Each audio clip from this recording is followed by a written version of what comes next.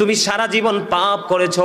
আমি আজকে বলে দিলাম, যদি কোনো যুবক বিবাহের আগে, কোনো যুবতী যদি বিবাহের আগে যদি জিনায় লিপ্ত হয়ে থাকে, আল্লাহ রাব্বুল আলামিন তাকে কোনো না কোনো সিলায় মাফ করে দিবে।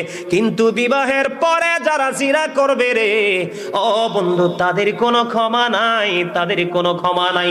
জোরে জোরে বলেন না নাউজুবিল্লাহ। বন্ধুরে আমার, দুইজন ফেরেশতা আসলো, এসে বলল, ইয়া রাসূলুল্লাহ চলুন, সঙ্গে চলুন। চলতে শুরু করলেন।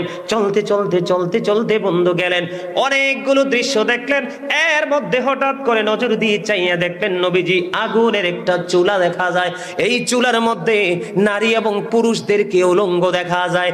উলঙ্গ অবস্থায় বন্ধু তাদেরকে কি করলো, ওই উলঙ্গ অবস্থায় তাদেরকে শুধু পড়তেছে। নবীজি প্রশ্ন করলেন, এরা কারা রে? সব দৃশ্য, সবগুলো স্টেজ তিনি অতিক্রম করার